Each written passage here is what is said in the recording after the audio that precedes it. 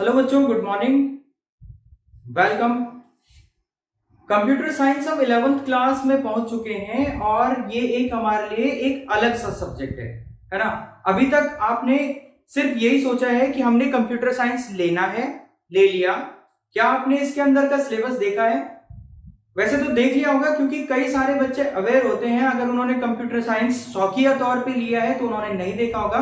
But अगर आप actual में कंप्यूटर साइंस में कुछ अच्छा करने वाले हैं, अच्छा स्कोर गेन करने की सोच रहे हैं, आगे अच्छा करने की सोच रहे हैं, तो आपने जरूर सिलेबस देखा होगा। चलिए, मैं आज के इस टॉपिक में सिलेबस की ही बात करूंगा और बात करूंगा कि क्या चीज हमारे लिए ज्यादा इंपॉर्टेंट है, किस चीज में हमें ज्यादा टाइम देना है और इस समय रिवाइज्ड सिलेबस में क्या कुछ चेंजेस हुए हैं, इस बारे में बात करेंगे। चलिए, क्लास 11 कंप्यूटर साइंस।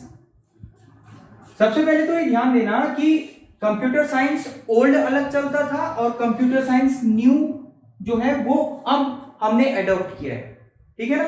यानी कि जो हम पढ़ाई कर रहे हैं कंप्यूटर साइंस न्यू में कर रहे हैं। इसका कोड है 083। तो 083 के हम लोग पढ़ाई कर रहे हैं।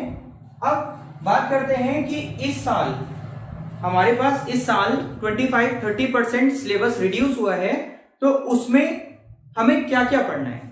सबसे पहला तो हमारा जो इस समय का सेक्शन है वो 3 चीजों में डिवाइड हुआ है। पहला, कंप्यूटर ऑर्गेनाइजेशन।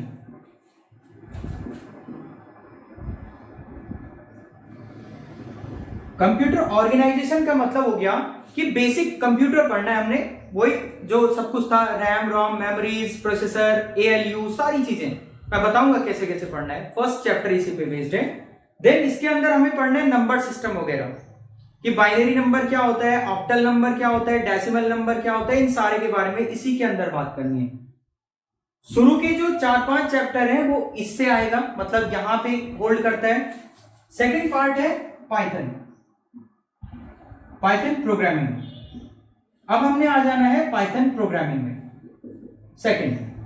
और थर्ड वाला आएगा साइबर एथिक्स।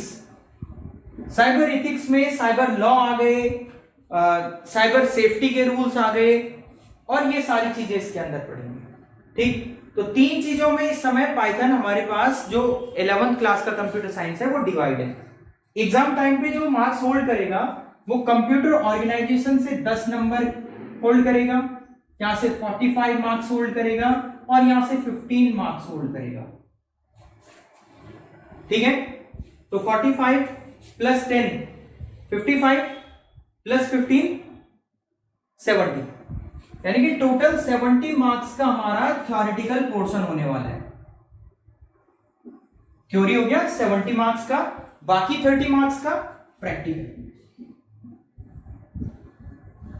तो इस तरह से पूरा हमारा जो सिलेबस है पाइथन का वो डिवाइड किया गया है रिवाइज्ड के लिए। इससे पहले बात कर दूं, जब रिवाइज सिलेबस नहीं था तो डेटाबेस मैनेजमेंट सिस्टम डीबीएमएस भी एक 4th पार्ट बनाया जाता था जो कि 20 मार्क्स का आता था। फिर यहां से इसका वेटेज कम हो जाता था पाइथन का। लेकिन अब ये सोच लो कि पाइथन प्रोग्रामिंग हमें कितने अच्छे से सीखना है कि 45 मार्क्स होल्ड कर रहा है और मुश्किल से 3 मंथ लगते हैं पाइथन प्रोग्रामिंग अच्छी सीखने में। अगर हम प्रैक्टिकल्स भी कर रहे हैं, वैसे तो थ्योरी इतनी ज्यादा है नहीं, अगर अपने पुराने स्टूडेंट से कंसल्ट करोगे, पूछोगे तो थ्योरी बहुत कम है, प्रैक्टिकल्स ज्यादा है।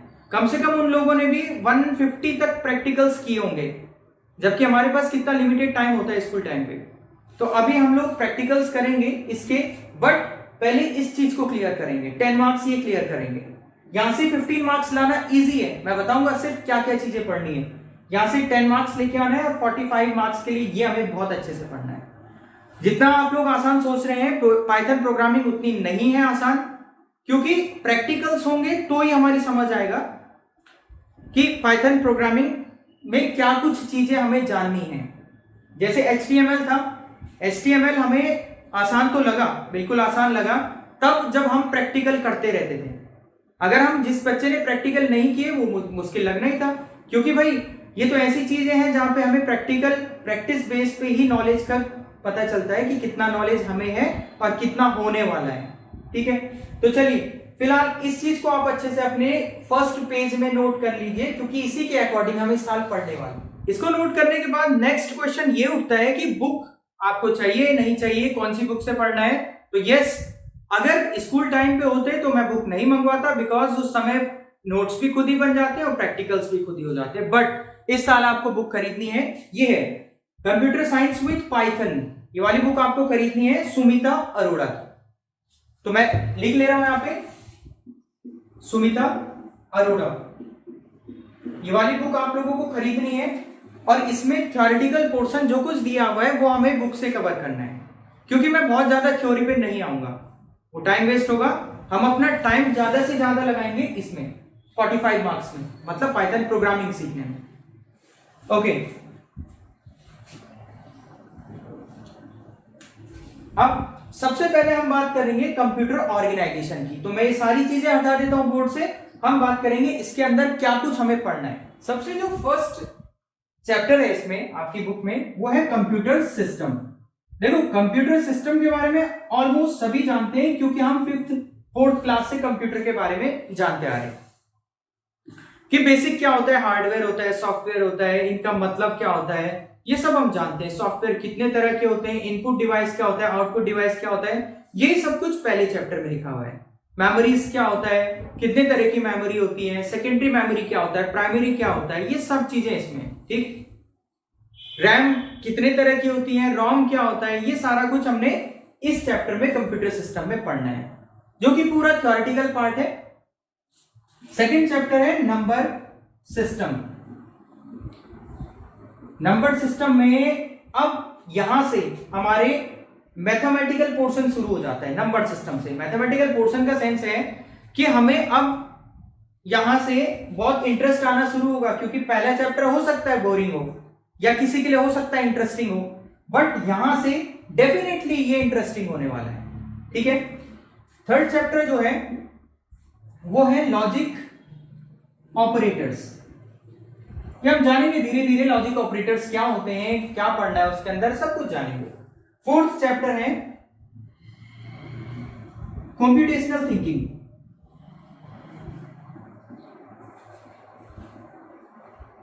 कंप्यूटेशनल थिंकिंग का क्या मतलब हो गया?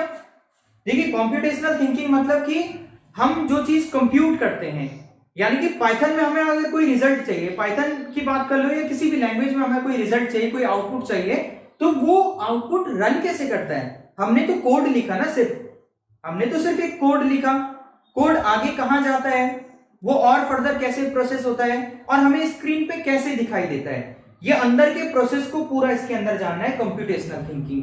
क्योंकि जब हम ये चीज जानेंगे तो ही हम पाइथन प्रोग्रामिंग को सक्सेसफुली जान पाएंगे कि एक्चुअल में इसके अंदर क्या हो रहा है। देन इसके बाद ये 4 चीजें हमने फर्स्ट चैप्टर में पढ़नी है। इसके बाद सेकेंड चैप्टर बताया था पाइथन। पाइथन के इंट्रोडक्शन से, यानी कि डेफिनेशन से, पाइथन कब डेवलप हुआ, क्यों डेवलप हुआ, किसने डेवलप किया, वहां से जानते जानते हम पाइथन प्रोग्रामिंग को कवर करेंगे। और थर्ड था साइबर एथिक्स, यानी कि साइबर लॉ के बारे में, cyber security law, cyber law जितने भी हैं, आईटी एक्ट, सब के बारे में हमने उस चैप्टर में जानना है। तो ये था इंट्रोडक्टरी पार्ट, सिलेबस के बारे में हमने डिस्कशन किया इस पार्ट में। तो ये वीडियो आपके लिए काम का है, ध्यान देना इस पे, और ये सिलेबस जो है आप नोट कर लेना, और ये वाली बुक आप जल्दी से जल्दी मंगा दीजिए। चलिए, तो इस वीडियो में इतना रखेंगे। कल की क्लास में हम सबसे पहले कंप्यूटर सिस्टम के बारे में जानेंगे, और 2 क्लास में हमारा ये कवर हो जाएगा, 2 क्लास में हमारा ये खत्म हो जाएगा। चलिए, इस वीडियो में इतने, थैंक यू सो मच।